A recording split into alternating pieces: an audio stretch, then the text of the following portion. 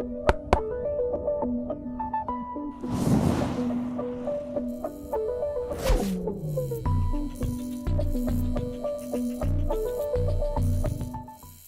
is up, everybody? I am RenaMarq, your modern content creator, your friendly neighborhood content creator, and welcome back to another episode of Per-Sception, where this episode right here, I have honestly someone I really gotten the pleasure to know, thanks to, in perfect thanks to Team Emporium and even a little bit before that. And honestly, to me, this person is definitely one of my inspirations on the platform, because of the way, first and foremost, we definitely love the same games. I'm a big Resident Evil fan. He's a big Resident Evil fan, and that's how I kind of came across him doing something fucking totally amazing and playing randomizers with his feet and doing challenges that better man than me. But with that, other than that, man, he's just one of the most authentic people on this platform. He's one of the dopest people on this platform. I had the pleasure of, always sitting down and talking with him a couple of times, definitely around TwitchCon, and I knew, like, when I brought Per-Sception back, he had to be one of the people that I get on, and I'm glad to have him on here. But seriously, this is one of the GOATs, literally in his namesake, one of the gods at this shit, one of the gods on this platform. This is JrocTheGod. It's an honor to call him like an actual person that I know, an actual friend, and I'm honored to have you on the show. JrocTheGod, what is up, man?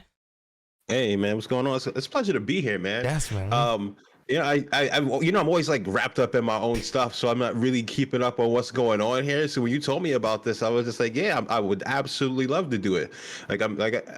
I'm trying to get more out of the zone of like just being wrapped up in my own world. I continue to want to just do my own thing, but like it's also much more fun and fulfilling, like right here, to be a part of everybody else's stuff and to give what you can to everybody else. You know what I mean? And the best thing I feel like I can give is always my time. So that's a fact. And man, it's an honor that you give your time, because I trust and believe, man. I know how busy you get. I've been watching you for a minute now. And I know how busy you get, and I really do appreciate, and I'm honored to have you on here. Like that goes, I will say that, praise high. Now, talk to me, man. Like, you are one of the more unique people to me on the platform of Twitch and content creation in general. I just kind of want to say, like, your streams and your content creator, you do something pretty unique that a lot of people may not.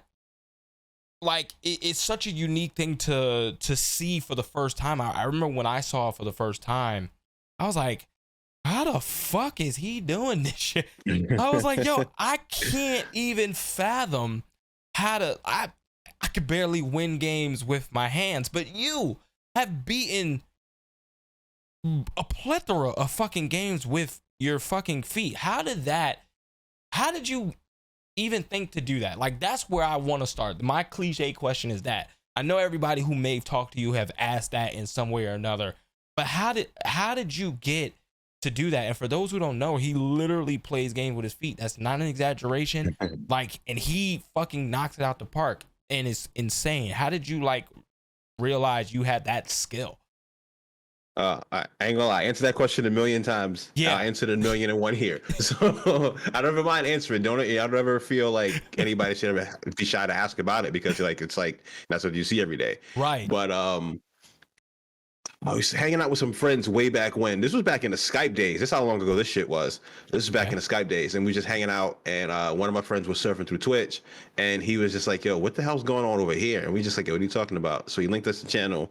We go in there, and dude was playing through Silent Hill, and he was like using his feet, and we were just like, yo, this is weird as hell. What the fuck is going on here? So I'm still watching it because I'm like, he's running straight lines. He's like running through enemies. He's zigging when he needs to zag. Like, everything he did was on point. You can tell that dude was like, this wasn't just something that he was doing for fun. Right. Like, you could even hear the tone in his voice. Like, he was upset whenever he did get hit. I'm like, wait, he's taking this kind of seriously. So I looked through his bio. His entire bio was in Taiwanese, so I had to put it in Google Translator. Found out dude was born without arms. And I'm like, oh, yo, that's kind of sick. So I saw that. I came back. I watched him playing Mega Man X3 a couple days later. I watched him play through. He played about an hour of Dark Souls, and he played it pretty good. And I'm like, this dude is no, he's pretty legit, nasty, and yeah. it's like he's like got this whole this disability, and I'm just like, yo, he's not letting that stop. And I'm like, yo, this is kind of inspiring. And around that time, we were doing a marathon for like a group marathon for St. Jude, and I'm like, you know what? I'm gonna use this as my incentive. I'm like, if we hit a certain goal before this port, I'll try to do a game no-handed, and it was very, very different, and it worked out. People were here for it, and it turned out that I was actually pretty decent at it to start, and that's kind of where it started. That's first and foremost. That's fucking sick, and I love that. You know, it seems like your introduction to Twitch was even with somebody who, you know, had that physical challenge, and you were able to even see that and be like, yo, like this is inspiring, and now it's something that is so incorporated with you as well. And that just goes to show like how keen to actual like content creation and dedication that you do have, whereas like, because you didn't have to like, you could have been like, oh, that's cool, but you know, or you could have just attuned it to, you know, that streamer's, you know, disability, and then been like, you know, that's just what he has to do, so it is what it is. But you, with that respect level that you had for not only that streamer, the platform, and your own growth and content creation as well, like you started to do that, and that's been something that's fucking dope as fuck, that people have now looked to your channel to be like, yo, this is fucking sick. Like, what is the, and like, just even like on some fun shit, like what is the easiest and the hardest game you've done with like your feet? The hardest game, that falls to two different games. One was hard in terms of controls, and one was hard because it was just unforgiving. And the hardest one in terms of control was getting over it. Because that was actual.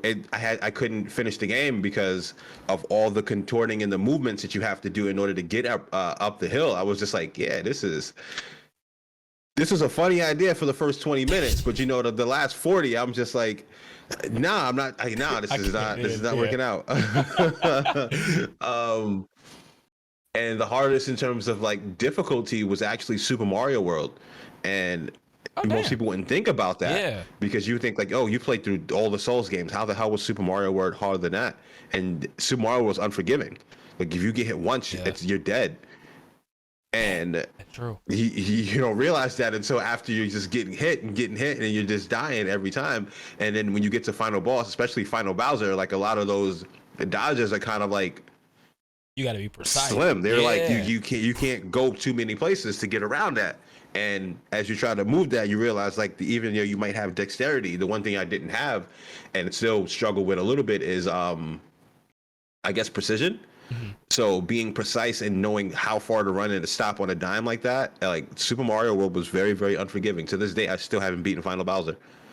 Damn. Okay. Yeah, I can get to him, no problem. I can get to him in about 25 minutes, like no kidding. I can get through the game like that. But I get to him, we're there for the next 3 days. Damn. Oh no, I think we might have to have a new incentive. Beating Final Bowser, I don't know, but I like to make my senses reachable, man. You know, my senses reachable, man. Like, yo, that's damn. Okay, that's dope to hear. And like that, it's just because like it intrigues me so much because it's literally like until I saw you, it was something that I never thought to do. And like even like and even like seeing like, you know, you do other challenges like your randomizers, like what got you into that, and was it always a plan to like combine the two? Because randomizers is not fucking easy, and like I see you do like Resident Evil randomizers where like you could be, instead of the dogs jumping through the window, it's fucking 3 lickers in that hallway, and now you only got the pistol to work with. So like what made you kind of go get into like the randomizers as well? Well, that was this because they were really, really fun. Yeah. So for that and Zelda, I wasn't the biggest fan of Ocarina of Time growing up. I was always more of a Majora's Mask fan. But for randomizers in general, like they're usually just like your favorite games, just kind of like re-scrambled. Right. So it's a different experience with your favorite game, and it's kind of like a test of your knowledge of Ooh. where you can and can't go. So it's really, really fun, especially in like Resident Evil, the remake. I think the most appealing thing about that randomizer to me is that you might not realize it on your first playthrough or an original playthrough, but the end of the game is 3 rooms away from the start of the game. And Oh shit. yeah, so when Yeah, you oh, like go shit. through like Okay, the yeah. doors at the bottom, yeah, like the end of the game was like 3 rooms from the start of the game. So it's a challenge to be like, hey, I just got to find these 5 particular items and I can get the hell out of here. So it's fun in that regard because you're just like, you know exactly where you're looking for and how to get to it. But sometimes it's always, or not sometimes, it's always a different journey of how you get to those different items. Mm-hmm. That's fucking dope. And that's where the appeal in that came in. And then Zelda, the appeal in that was just that it was so massive, and that every time I played it, I learned of a new spot where an item can actually be, because just with my luck, something I needed that was really important happened to me in a place that I never checked before. And it happened, I think, like about like 15 randomizers in a row where I had to go find a new hole that I did not know existed where the item was, and find the last thing that I needed to finish the game. That's fire. Like, Yeah. like I can barely I can barely download emulators, so like all of this is mind blowing to me. Like I suck at like downloading shit and mods and all that shit. Like, and it's such a dope, like it's such a dope thing because like, yes, people you know, to be able to kind of like have not only 1 but 2, and I would even say like 3, because you yourself is unique as well. Like you're a dope personality, you're funny as hell, like and like even to the point like you do have like good topics that, and you know your community, we, you know, I've been in there and we all sometimes even talk about like some cool real shit. But with that, like having 3 different unique like points or stats or whatever to your channel, how does that like help you when you're looking for, or when you're trying to grow, like, you know, JrocTheGod, the brand, the channel, the community, like knowing that like you do have like these distinct, you know, unique ways for your channel that other people can't really go out to get all the time. Like how does that help with like, you know, getting opportunities or growing just in itself? I would say for direct linear growth within my own self, I would argue that it's probably hindered me more than it hurt me. Because everything that I do is vastly different. It's not things that are truly relatable. Yeah. It's not, and I don't think it ever will be easy for anybody to have like a foot cam in the stream and then convince people to come back for other things beyond that. Like, if people come to see me play games in that particular way, they typically don't. There's a core of people who are going to watch me do whatever they want because they think I'm a pretty entertaining or funny person. Right. But then there's going to be people that hear about me and they're looking for that, and I don't have that because I'm not doing that today. Or they might hear about me, they might hear me about something else that I did, or know me from somewhere else and have no idea about that. And then they come in and they see that and they're just like, oh, what the fuck, you know? So it's difficult in a sense to wrap up the entire package at times. Yeah. Because I don't like, for one, to define myself by any label. So even if I am, to many people, the foot guy, if that's what's gotten me through a lot of doors, and it has, it's still not the label that I choose to define myself as. Right. It's part of who I am, but it's, like I said, until this day, it's still not easy to do that. And I forget what the other part of the question was. Oh, no, I think you kind of answered that, because like it was like, you know, having just that unique, and like how does that go with your brand? Because like, you know, that's why I made sure like to me, and this is just truth to truth here, like to me, probably saying like it's always in O like comma when I talk, like when I mention you to someone, it's like, nah, yo, JrocTheGod, like he's dope. He does like a lot of randomizers and like these horror games. Like, you know, he's a big horror fan. Like he plays a lot of dope shit too. Like he's funny as hell. Oh, yo, you gotta check him out because he plays games with his feet. Like, yo, like it's always like the last like attachment. Like when I talk, because like to me, and maybe that's just because, you know, I've gotten to watch your channel and know you and know your channel a bit more, that like when I speak to you is easier.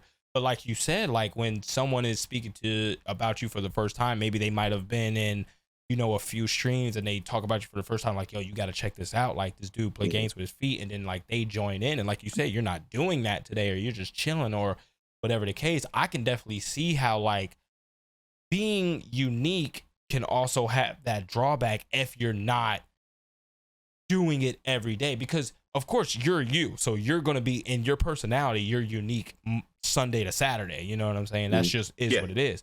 But in the things that you do that are unique, if you're not doing it every day, I can see that hinders you. Now, is there certain times where like that, you know, that does like get to you, or is it just like it just kind of is what it is at this point, like in this point of your career?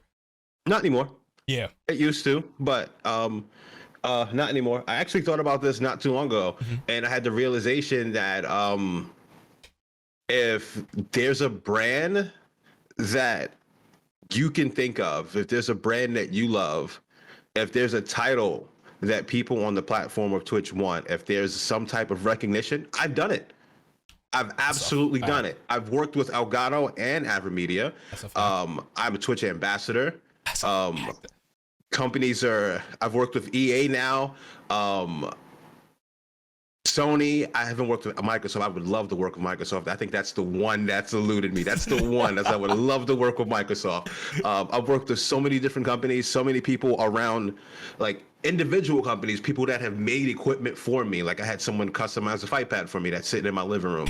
I got companies that would love to see me play the games in myself. So no, I don't think about that in that regard. In that regard, it's just like, you know, had the realization that I'm that guy. I don't want to sound cocky, but at the same time, it's like I don't care for growth. I've never really like cared like too much for growth. So I can't beat myself up over that. I've never really like put my all into that. Right. But I've gotten every bit. If there's a title, if there's something that people wanted to be recognized for, I've done it. I love that.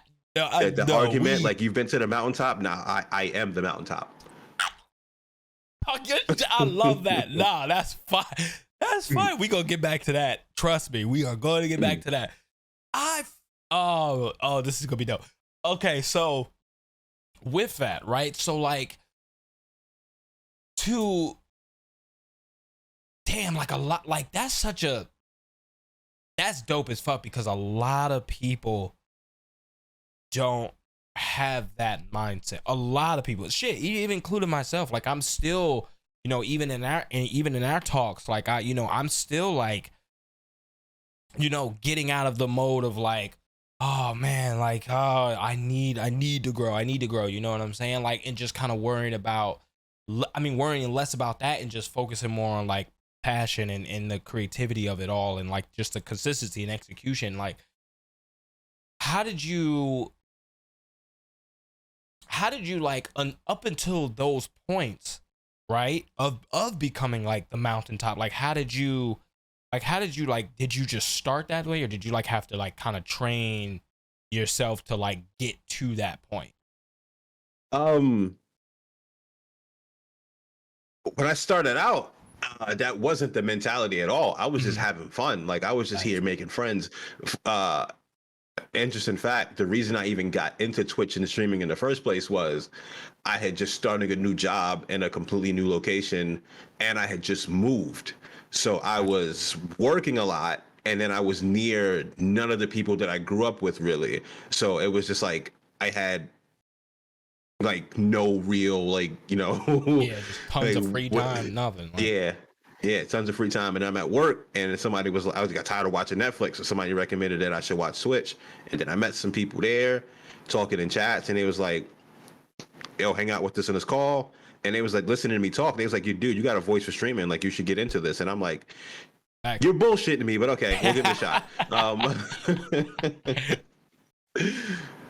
And that's just kind of how it went from there. Like, yeah. That's dope. So like, I know you're very big on community.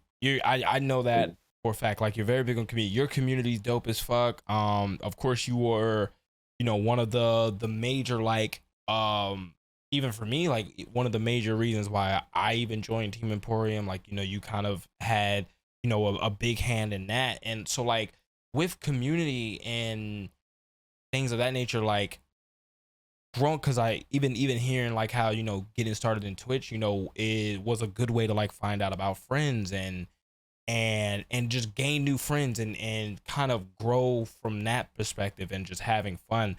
So how did your, like, when you started gaining and growing that community, how did that like help you?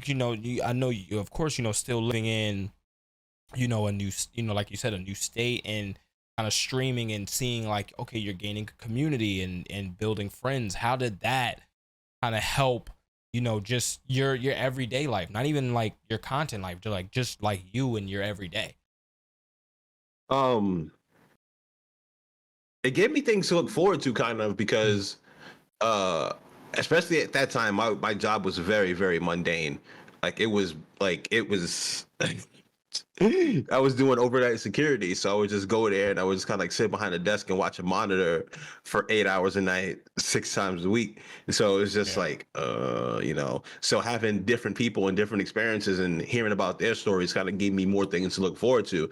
And then even after that, I started working city jobs while I was still there and still not thinking about like the outside life of New York City. Right. So Right. even though I would hang out with people, and even when I started working different jobs, I was meeting new people to hang out with and going out more. I was still kind of like not happy in New York City in a sense.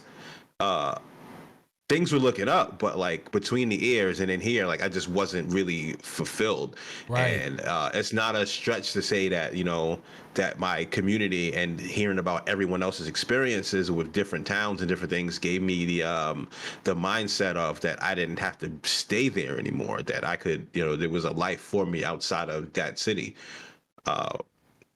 So it's not far-fetched at all to say that streaming changed my life for the better. That's fine.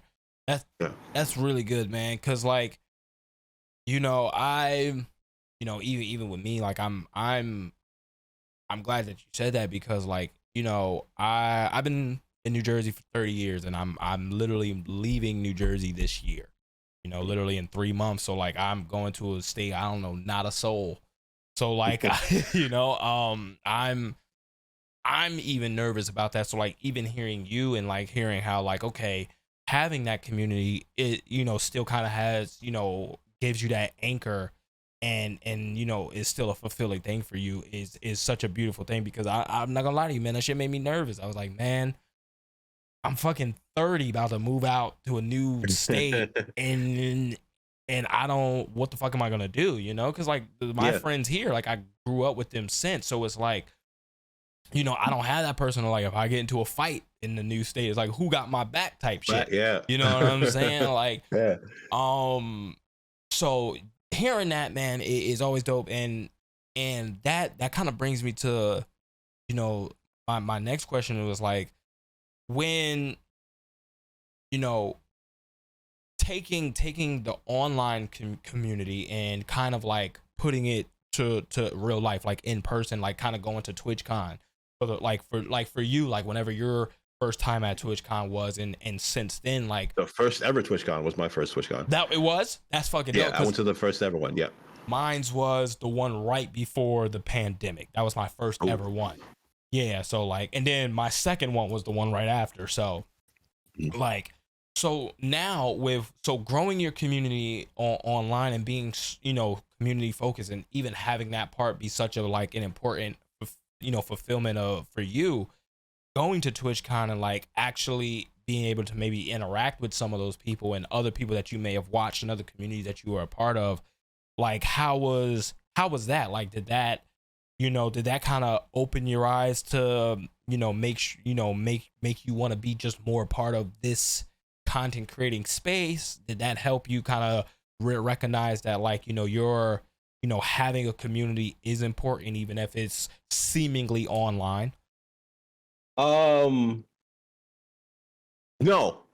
And it's not, I don't mean that as like a shade or No, a slight I'm or with anything. There's like, I'm just like, I've never really been able to like truly commit to things no matter how well I've been doing. And none of that was my influence. I think what you're trying to ask me is like, what were the biggest pushes into like me pursuing this? Right. And you could put that on two people. Okay, I'm with you. One will be Cup of Noodle. Shout out to Cup of Noodle. One will be One of Cup the of Noodle. goats. Cup of Noodle kind of like pushed me into it. And when Cup of Noodle was first getting her break with Twitch, and she was looking for a panel to host, she hit me up because she was like, she didn't know what to do. So she messaged me and she was just like, how about we show them how different you play games? And I'm like, sure. So she put me up there, and it was a dude who by the time went by the name of a Twerking Yoshi, but he goes by Super Lewis 64. You've probably seen him. He's the guy who he's playing Elden Ring with a Ring Fit. He's playing Final Fantasy 4 with the spell book. Yeah, he's dope dude, and like little conversations like that with Cup, like throughout the years, have kind of been like, pushing me to keep going, because it was just a reminder of like what I'm here for. And not just a reminder of what I'm here for, but what I've done along the way. Like sometimes you lose sight of that, and it's kind of funny. I just had a conversation with Cup back at the end of March, which kind of like changed that mentality, where I started feeling the realization of everything that I had done. I hadn't really thought about it. I was just wondering, like feeling a bit lost again, and then realizing that like, I does this shit. You know what I mean? A fact. And number two was somebody who goes by the name of Bloody Faster. I might have heard of that. And she's cool people. Yeah. She's cool people. So in 2018, about 2 months before I got partnered with Twitch, I was ready to walk away. Oh shit. I was about to be done. I just wasn't really feeling it anymore. Like, there's been moments where I've been down, but that like I not only wasn't feeling it, but things outside of there were going great. Like things outside of content creation was going great. Right. I was liking my job at the time, like really, really liking my job at the time. The pay was good. The benefits were good. So I'm just like, I kind of don't want to be here, on top of like, when you get those conversations, especially when you're getting close to partnership, you get a lot of conversations like when's partner, and people are just like egging you on about it, bugging you about it. And I've just kind of wanted to tell everybody to shut the fuck up, but you can't do that. You really can't do that. And I think I felt myself kind of like collapsing inwardly. And then it was a St. Jude Play Live Summit that I got invited to, and kind of had like a slight conversation with Bloody, and she had like, I had no idea that she had knew who I was, because at that time, like, it's people like her, there's a few other names I can't name because they're now banned, but they were just kind of like the big stars of the platform and everything, right? And they came up to me and they knew who I was, and I'm just like, yo, maybe I do have a much bigger impact than what I thought. So I kind of like sat on it all. Just sat on it all for like a week or so. I came back, and then things blew up again immediately. And you know how it is now, like the where you got to do that whole application to see if you can. I'm just looking at it. I looked at it for like 10 days, not even applying, because I'm just like, I don't know if I want to do this. I think because I kept telling myself, like, after that St. Jude fundraiser, I was done. Damn. Like I was done. I didn't want to apply for it. I was just gonna be done. And I was just like, you know what? It'd be really irresponsible for me to just walk away right now. It'd be really, really irresponsible. I feel that. So I applied, and I might have had one of the longest waits I know outside of like Control Quinn. I think she waited like a year. Damn. My wait was 3 months. Yeah, she had to wait a year to find out, which really, really sucked. But I had to wait 3 months to wait. And it got to the point where I'm just like, did I even hit the apply button? Do I remember hitting this thing? Like, what's going on? So I started, it's no bullshit. It was July 6th, 2018. I'm asking around about it. I'm messaging quite a few people that I think might have connections. I'm like, yo, do you know who I can talk to see where the fuck my application is?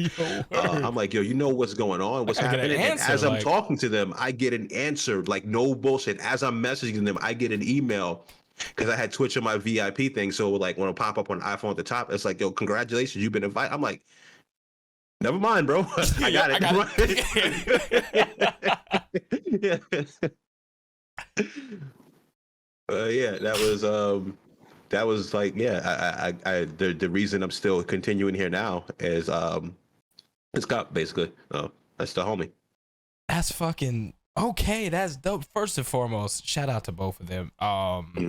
You know, that's dope. It's, you know, and it, I love stories like that. I really do, because it shows like a lot of people, and I want to ask, you know, your opinion on this too. But a lot of people, it's no news that like Twitch and like content creation is like super oversaturated. You know what I'm saying? A lot of people will say it's super oversaturated. You know, a lot of people say it's like the new SoundCloud rapper in a sense of a way, right? But that like, but like that, like hearing, I always hear stories like that, and I've been included in stories like that. I mean, you know, even with you, you know, you even helped me, you know, and it's always good to hear that, because it does show that there is like content creators that still care, and it's not all like crabs in the barrel mentality, right? Like, have you, like, what do you think about that? Like, do you think like at this point now, even from when you started to now, if you want to do like a before after, or you know, compare and contrast, like, do you think it's a lot more collaborative now? Do you think it's a lot more competitive now? Do you think like the crabs in the barrel mentality of the streaming and content creation industry is much worse, or has it gotten better in your time span of being, you know, on the platform and just in content creation in general? Yeah, I think it's gotten worse. And I think the issue with it getting worse is that there's so many more people, and people are worried about how to stand out. Yeah. And you've seen it, because we've been around. You've been around since at least the start of the pandemic, where it feels like a mentality of people to stand out. It really does feel like certain people can't manage to stand out without a controversy. So there seems to be lots of like either like jealousy or manufactured hatred or controversy to get people to like, because they think that that's where the next level is. And I'm here to tell you, if you look at everybody that's actually reached beyond that, most of them stay out of it. Yeah. And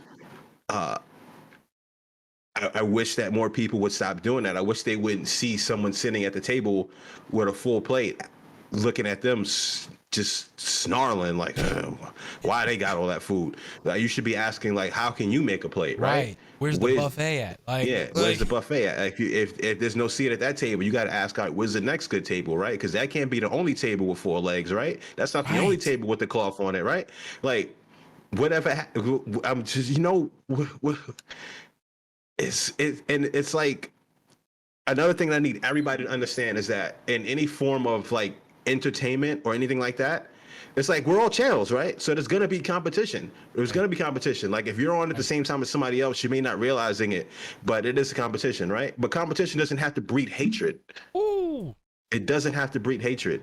And I wish people would like follow that more often, right? So if you see that you got the same viewership, and Twitch gives you literally every metric nowadays, like you can see who you share viewership with, right? And you're just like, all right, what are they doing? Like, how are they stepping it up? How can I step it up? Is there something that I need to add to this?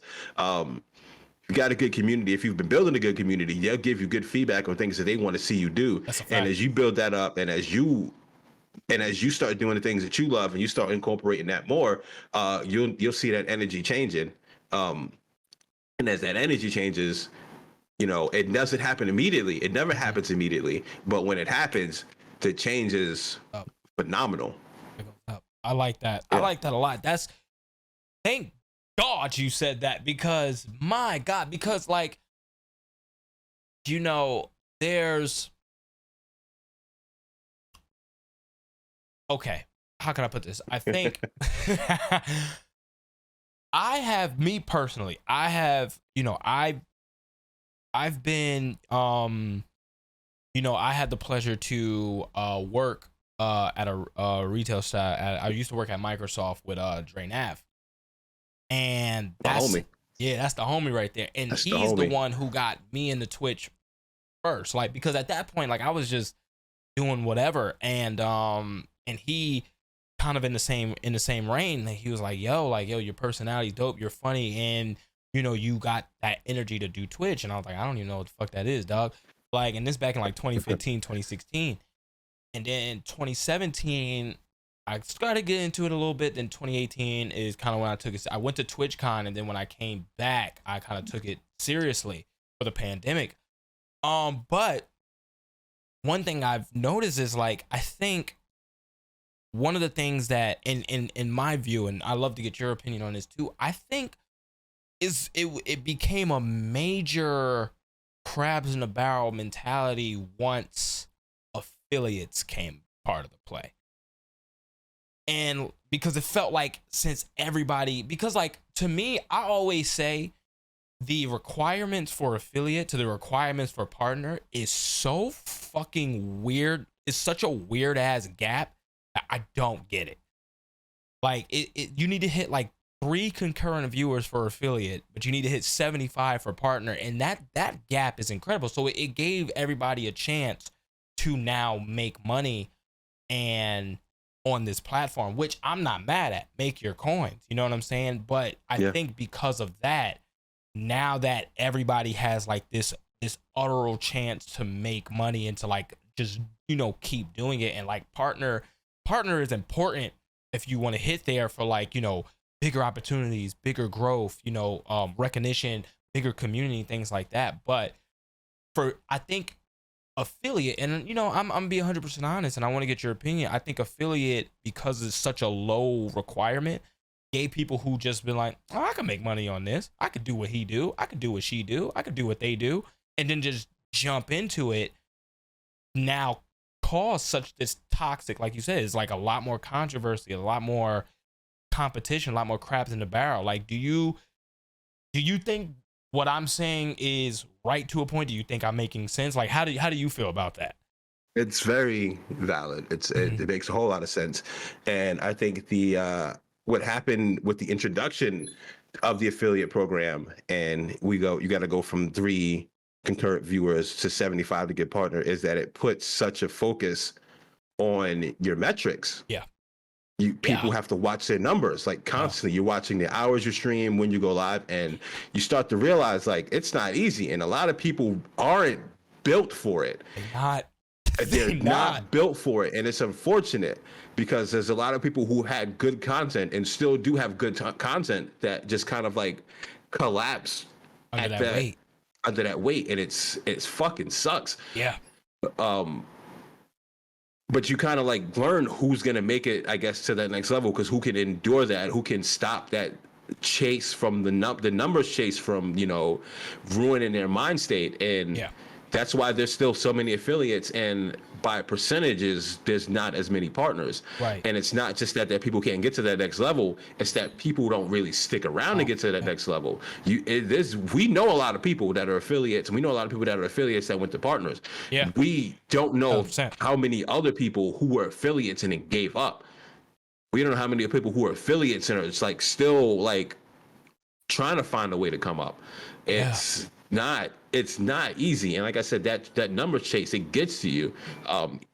Shit, as an ambassador, like I still sometimes look at the numbers chase and like gotta sit back and think like, nah. Like it hits, it really does hit, but you have to pay attention to it if you're going to get to that next level. Right. And that's where it sucks, is that it's unavoidable if your goal is partnership. That's a fact. Yeah.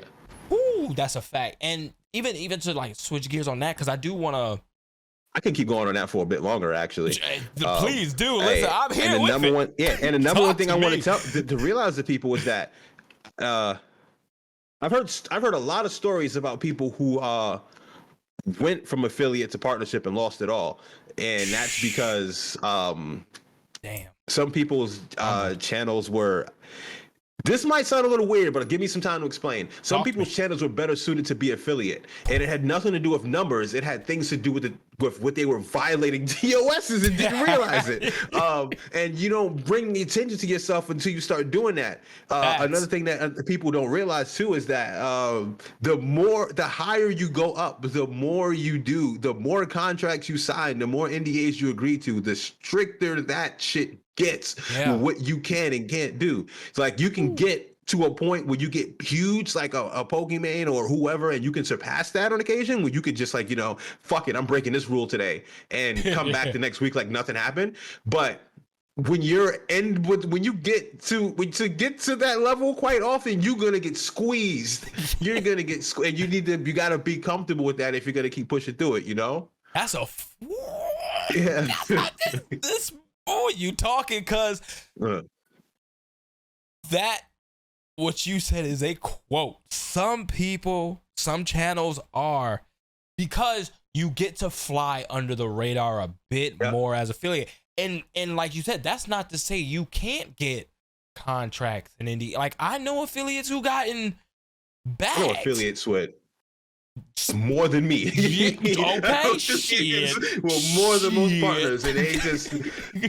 But it's always the chase of that check mark, and that's where it is. That's where it falls sometimes. And damn, that's a good ass point. And because I've noticed the toxic shit that I've heard at and we're gonna get out of toxic stuff. It's just not toxic as in point and blame and hating, but I'm just talking about the overall the overall perception of Twitch is even me, I was like, it's crazy because I remember 2018 and I was lucky enough to hit affiliate by that TwitchCon, and it felt like. And mind you, I'm always proud to be an affiliate. I'm glad I even hit that mark, and I'm glad I'm able to continue to grow and stuff like that. But I even remember I was like, man, this feels cool. Getting the affiliate badge 2018.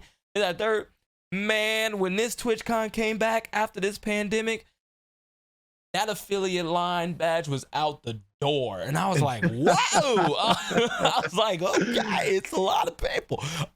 And a lot of people, think it doesn't make it special anymore.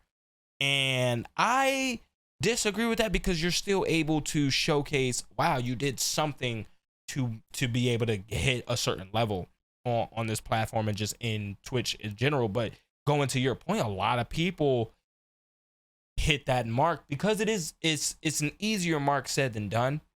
But it's still a mark that's very attainable in certain cases. And to see the crumble, you're right, we don't see how many affiliates don't make it or just stop or just kind of revert back. And that's a good ass point, and I'm kind of glad you went further in it and expounded on that. Now, to switch gears to talk more about, kind of bringing it back into, because I love getting your thoughts on things, but I'm here for you, you know what I'm saying? And I do want to talk more about you as well, hitting Twitch Ambassador. Now, you hit Twitch Ambassador, correct me if I'm wrong, right before this recent TwitchCon, correct? Yeah. So I don't even know if I can discuss when I found out. This NDA is so deep. It was an NDA to get to an NDA, and that's all I can say on that. But I found out sometime before TwitchCon, and I just kind of had to sit on it, which is even funnier because I'm just sitting there just yo, I got some big news for y'all. I can't wait to share it soon. Any day now. Can I share it, please? But yeah, it was a huge honor. It was really, really a huge honor.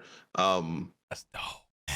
Yeah, it was I was so proud of that news, man. I was like, I was so proud of that news. I can't even tell everybody. Like, I kind of wanted to break it to the, because, you know, we were on the team at the time, and I wanted to break it to the team before it like went live. Right. And I was going to break it to y'all the day before it happened, because I figured we would be in the clear with the NDA. But I couldn't. They sent you another NDA just in case. Kind of like, no, I just kind of like passed out, bro. Because I when I missed the window as to when it was going live, I was just like, I don't know, because a lot of things had just happened, and I was just like kind of. And then when I woke up the next day, I was like, okay, we're good to go. And it was like, oh yeah, yo, here's the news. Yeah. But yeah, it's like it's a cool process though. It was, everything about it was cool. I gotta say, when I did go to TwitchCon as an ambassador, they 100% took good care of me. And I did actually get to live like royalty for that weekend. I was in all the secret rooms, eating all the free sandwiches, getting all the good coffee. Everybody else was getting the $7 Starbucks by the little booth downstairs. I was upstairs in the back with the clean cups and sipping easy. And just sipping, eating roast beef sandwiches and whatnot. Just like, can't even hear y'all from up here. Oh my God, man! It's a good weekend, man. Yeah. And the reason why I wanted to bring that up is because seeing you at panels was dope, man. Seeing you do the what was that game? The Jackbox panel. The Jackbox, yeah, that was really, really fun. That was dope, man. And I'd still kick myself, and it's because I kid you not, bro. I was 3 people away from getting in that door. I was 3 people away. And you know why? It was fucked up because I would have made it, but I kind of got like, you know how like if you go upstairs and then you go but there's like the partner part, and like there's like this like partner hallway you can walk through. I was on that side, and the guard wouldn't let me go through, and it took like 10 minutes for me to be like, yo, I just need to get to that side. I don't want to go to the partner rooms. Because if I knew if I went all the way around, I was like, I'm not gonna make it. Yeah. So like he finally lets me through, and I get there, and it's like I'm like 3 people from that discussion that y'all did, and I was like, oh, I was hurt. But the reason why I'm just bringing that up, just not only just for fun, but I'm just bringing that up because I applaud that, you know, you getting Twitch ambassador kind of like pretty quickly before, not like quickly, but like quickly before TwitchCon, and automatically bringing it back to people. Like that was dope as fuck. And like I will always like shoot you praise for that, because to be able what do I have to hide? Right. What do I have to hide? Right. It's I get why certain people are always hesitant to share their secrets. I've been burned numerous times. I know people who have been burned numerous times. It happens in the industry. Because people are looking for ways up, so they're just looking for the next connection, and it does affect how close you let people in. Yeah, how you move. But I'm not gonna sit there and be like, if somebody asks me a question, under no circumstance will I ever hide that information. Right. For multiple reasons. For one, why am I pulling a ladder up on anybody? That doesn't make any sense. Like I said, I've had the companies treat me good, like really, really good. And as fun as it is, I want other people to experience it. Like, I'm not going to sit there and hold the seat for myself all day. Like, you know, I want somebody else to come and get that seat. Right. But at the same time, like, you know, somebody else has got to come and get that seat. So I can give you all the knowledge. You can take all the knowledge you have. You can have all of that. You can see where it's at. But, you know, nobody's going to hand it to you. You got to come and get it. You know what I mean? So I'd never mind sharing information, because if I share information with you and then you take that and run off with it, I'm just gonna be happy that I was a part of that journey. I'm happy that you know what? I was kicking him game back in the day. You know what I mean? I'm sitting there like the old uncle and shit. You know what I mean? That's your nephew. You say, what up, nephew? Man, and that's just, damn, that's one of the things that I appreciate about you, because you're right. Like, people do get burned, and that you have a choice, justifiable either way. You have a choice to be like, man, I ain't fucking with nobody. Like, after people get burned, some people have that justifiable decision to be like, all right, well, I got burned once, fuck it, I'm gonna just do me, focus on myself, fuck all the rest of these motherfuckers, and I'm out. You know what I'm saying? And it's cool that, you know, like how we said, you know, just to kind of, you know, full circle that, like, in a world where like there is a crabs in a barrel mentality, and that has gotten worse, there are still people that will kick you game, and don't find them out of, like you said, out of just looking for a gym or looking for a connection. Like, make it, you know, it's genuine. Like, be genuine first and foremost, and that trust and believe they will kick game to you. And I want to talk to you about just you know, some of your favorite, talk to me about some of your favorite, you know, moments of your Twitch career. You know, we're shifting gears, you know, talk to me about some of your favorite moments of your Twitch career, some of your favorite games you stream, some of your favorite, you know, moments, some of your favorite charities, and things like that. Like, anything that you know, kind of just, you know, something that makes you smile when you just kind of think about it, like, damn, yeah, that was dope.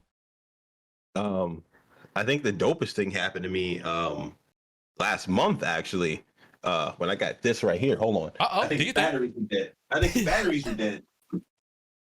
But this is a lightsaber handle. This is particularly Cal's lightsaber from Jedi Survivor.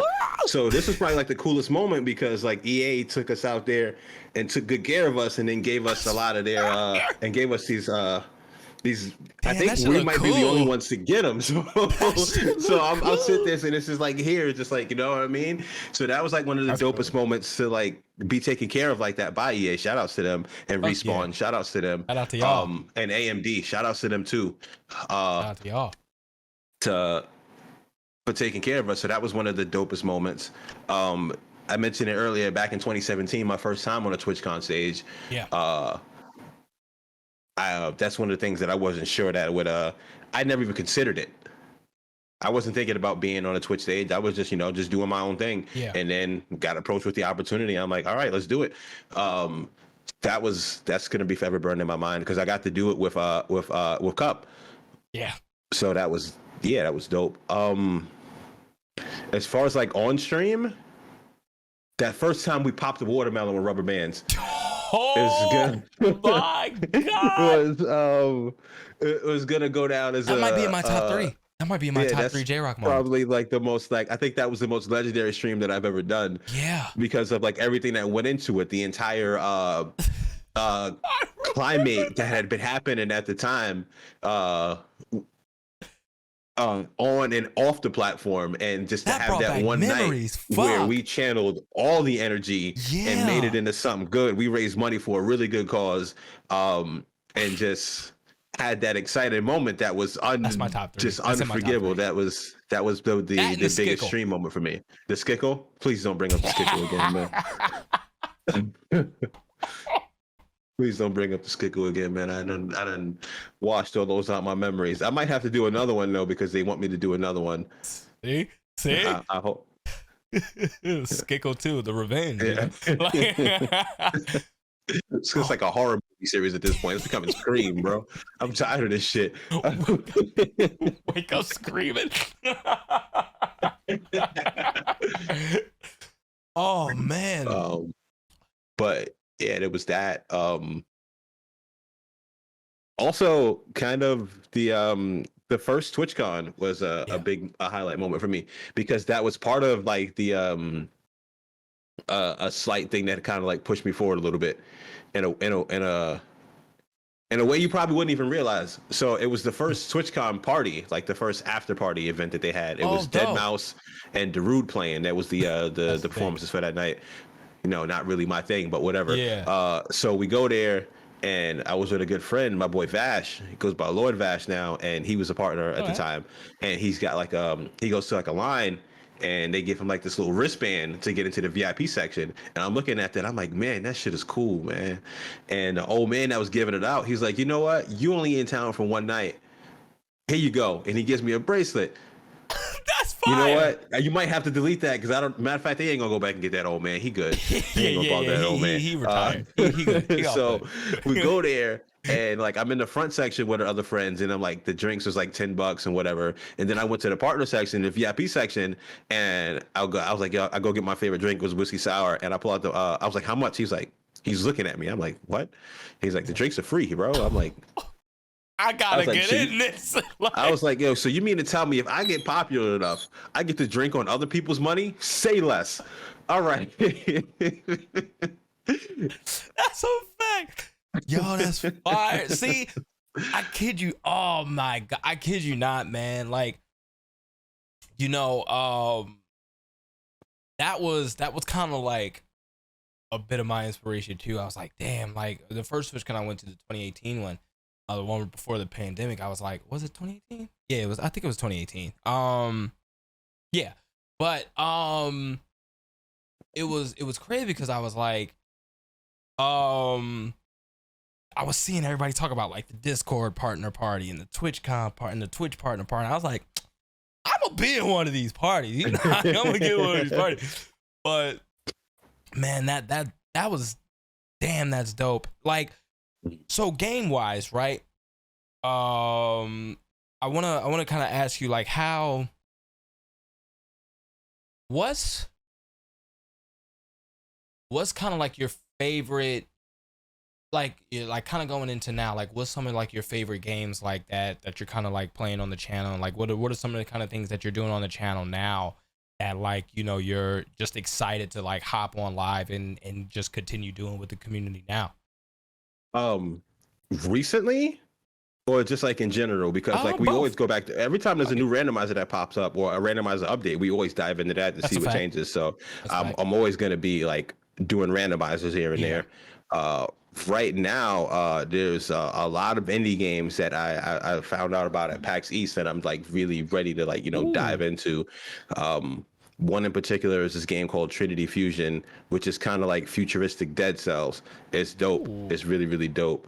Jedi Survivor. I'm gonna probably wait a bit on that because like I'm scared of what it might do to my computer. Just because of everything that's coming out right now. I'm just like a little nervous. But the indie scene is amazing right now. Mr. Sun's Hatbox. This game called Strayed Lights. There's quite a few different games right now. Demonologist rather. Sorry. I gotta get into that. Yeah. Let me know if you're down for that. I was just about to say we gotta do that. Still playing Risk of Rain 2. That's like my favorite game of all time at this point. Like if it's a roguelike, I'll probably get into it, man. Dead Island 2 soon. Yes. Resident Evil 4, I got to go back. I told everybody I was going to play through that game no-handed, and Resident Evil 4 is dope, so I'm going to give them that playthrough soon. Yeah, it's a lot. It's a lot right now, man. That's dope, man. That's dope. And options. Now, we're going to get into the last two segments here. So the first segment, talk to me about, you know, some of the collabs that, you know, you want to do and that you have done, whether with, you know, that's right. You know, and like, you know, whether it's from the past or future collabs that you want to do on the channel. Talk to me about, you know, what's next for JrocTheGod. Of course, not non-NDA'd. So there's like a lot of people that I want to collab with, and I'm like getting back into the headspace of like reaching out to them. Like I usually don't talk about like that because I usually like if I want to collab with somebody, I'm gonna hit them up. But there's the people that I really like, I would like to collab with again. You know, Betty Nicks. Betty. That's the homie. That's somebody that I want to do a lot more with. Yes. Cup of Noodle, obviously. Yes. There's a million different names. I've not done anything with Dre yet either. I would like to do something with Dre. He be down, trust me. Yeah, it's hard to think of like names to do so with. Right. But like some like there's a lot of it's a lot of people, and I'm down to do collaborative content always. And some of my favorite collaborative content was with someone. I'm not sure if you're familiar with the name Lily Vanilli, because when she was just like, I was just like, yo, would you down to be doing a collab? And she was like, absolutely. And she was like, you just got to give me a little bit. And then she just was like, all right, I'm ready. And then she shows me a picture of a fight pad, and I'm like, what you got an arcade pad for? She's like, oh, I'm gonna play on my feet too. I'm like, oh, word? Okay, all right, let's do this. I'm like, you came to meet my energy. I'm like, all right, perfect. So I'm like, yeah, like if anybody ever approaches me with that type of energy, I'm like, yo, I'm all for it. Like, I'm all for it. Let's see what we got going on. You know what I mean? Like, so I'm down to do collabs. I'm always down to do collabs, but I'm not gonna lie, it gets kind of hard to have to be the one to reach out to anybody. So if anybody could come to me and just like, I would love to work with you.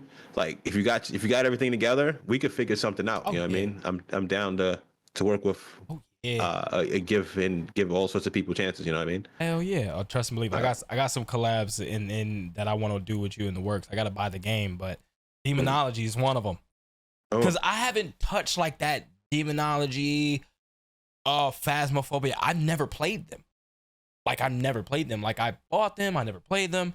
Also, it is long overdue. But Dead by Daylight. Oh, I've been buying packs. I'm good now. Oh man, I've been practicing. I'm good now. Like I'm here with it. So, I'm with it. We could set up a Dead by Daylight session. I'm gonna message you about that. I can get a group for some Dead by Daylight going. Yes. So, yes. Hell yeah. And last segment before I let you go, but last segment is something where, because I know a lot of people in the content creation, there's a lot of self-doubt. There's a lot of, oh, did I do this right? Did I do this right? Oh, this, that, and the third. A bunch of shit. And one of the things I always say is sometimes the worst advice you can ever get is to be humble. Fuck that shit. Nobody should ever tell you to be humble. Fuck that. So, this last segment is, I always like to leave off on this positive note. And, we talked about a bunch of things this entire episode. And for this segment, it's called Talk Your Shit, where you unhumbly, full cockiness, 100% talk yo shit about all the things you have accomplished as a content creator. Talk your shit, and I'm gonna hype you up. So, but talk your shit. This one might get me in trouble, but here we go. Talk your shit. Nah, fuck that. Here we go. Fuck that, and fuck them if they don't like it. All right. Now listen to this. I need y'all to sit back and close your eyes real quick. Just sit back and close your eyes. Imagine your favorite brand. What brand that you want to work with? Okay, I'm with you. Sony, I'm here. Worked with them already, most likely. Ooh, I like that. Not only did I work with them, some of them actually treated me like I'm the one that got away. They was acting like the scorned ex in my mentions when I signed elsewhere. Talk your shit. So, I've been around. I've discovered the ability to work with anybody. I've been in a Kotaku article. I've been all over the place, man. Let's go. You might look at me. The service might say like, "Oh, he's only got 15,000 followers." Who who am I? Go. You looking at the numbers. Go check the resume. You know what I mean? I like that. I said this earlier and I say it again. It's not that I've been to the mountaintop. I am the mountaintop. Understand That's it. a bar, dog. Like, I'm using that whenever I become the mountaintop. I'm using it. You got to thank Seth Rollins for that. I got that from Seth Rollins. I'm using that shit. Oh, my God. I'm with it. Keep going. Like, hey. That's really about it, man. I've actually played people using my feet against their hands, and I've ran circles around them. I've watched them. I've made people disconnect in Dead by Daylight games, man. Like, go. I does this, bro. Let's go. Let me talk. Man, let me give you your flowers, man. 15K plus. You're in articles. You worked with brands. You are so damn good. You work with competitive brands. How'd that go? You worked with Elgato and Aver Media. They was like, damn, I know we beefing, but this motherfucker right here, we gonna have to sign. You've been on the Twitch. You've been on stages on TwitchCon not only as an ambassador, but not an ambassador. That's I was fucking on this, I was on dope. TwitchCon as an affiliate, and that should be inspiration for everybody, because that shows you that you don't need to be a check mark to stand out, To to be be recognizable. impactful. Yeah, I'm gonna tell y'all, especially like the closer I got working with it, they want to work with more people. You just got to show them. You know what I mean? And I guarantee you, somebody out there is gonna recognize you, and you're gonna get your time. I feel like, especially now, everybody's gonna get their time. You just got to be patient for it and work for it. That's a fact. And shout outs to especially, can I do this real quick? Shout outs to people like Mary Kish, and Ray Apollo, and Fats, and everybody else that's been working in their marketing team, and the work they've been doing to try to reach out with as many different people as possible. Like, and the DEI teams and people like Frisk as well. Like, y'all been dope as far as like reaching out to good people and making sure good people get their time. And it's invaluable. That experience is invaluable, and everybody can get it. We just it's going to take, it's patience. It comes with patience, but when it happens, that shit gonna feel good. Yeah. I'm choked up. I started coughing. But nah, cause like you give me a lot of inspiration, and I do want to say once again, I know I thanked you personally, but you know, I know after TwitchCon, you know, we had a nice walk, and you know, we just talked as friends, and then you know we had to talk on Discord personally, and you know, you gave me a lot of gems, and I've been executing them, and just like how you said, you know, I know because of the advice you gave me, and because you know the nice things you even say about me. Like, I love, like, even when I join, you know, even when I'm, you know, watching your stream, and you be like, yo, like, follow RenaMarq, like, yo, he's a creative fucking dude, like, and he's dope as fuck. Or like, just hearing the advice you gave me and things of that nature, like, it's always super inspiring, and I appreciate you 100%, man. Like, I really do. Like, you're a real inspiration to me, man. You're one of the closest people on this platform to me, and I wouldn't have it any other way, man. And with that, I thank you. I really do. No, you ain't got to thank me for nothing, man. Like I said, I've never minded helping people out, and from the conversations that I've had with you, I can tell you're a real genuine dude. We kind of glanced over this before. I didn't get a chance to say it. Like, what kind of like helps me with that is, like, I'm always down to give kick game to anybody, but yeah, I say hi to everybody, but I say how are you to a few people, and that's kind of what like keeps. That's kind of like what keeps me, like, you know, keeps that balance, because I'm definitely down to help everybody out, but you know, we've talked about being burned and scoring, but like I can like I said, I've seen everything that you've done, and I've seen it's just a matter of time that you on the way. Thank you, man, and I'm gonna keep pushing, man. I'm make you, you know, I'll make you proud, man. I'm here. And you know, just like how you say how are you to me, you know, I say how are you to, you know, you. I know we talked about just catching up and saying how are you to each other not too long ago. All right. I had to clear my throat. But you know, I wish, of course, nothing but the utmost success and all the opportunities for you, man. And you know, I'm be rooting along. I'm be rooting for you every step of the way.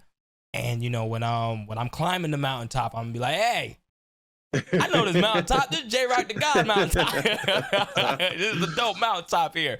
And you know, I appreciate that, man. And you know, with that, you know, of course, everything that you do and everything that, you know, your socials, your channels and everything will be in the description below. And y'all, listen to this man. Watch this man. This man is one of the dopest fucking people in content creation space. I kid you not. I cannot stress that enough. As you can hear, brands want to work with him because of a reason. You feel me? And y'all, you know, so get with it, get hype. JrocTheGod literally is in his namesake, and he don't fail that title. He does not fail that title. I appreciate you, JRock. You know I do. And with that, that is an episode of Per-Sception. I appreciate y'all. I am RenaMarq, your modern Renaissance content creator, your friendly neighborhood content creator. I appreciate y'all. And this has been another episode of Per-Sception with the GOAT, JrocTheGod, a real personal friend of mine, man. Thank you. Thank you for being on here, man. I appreciate you. Peace.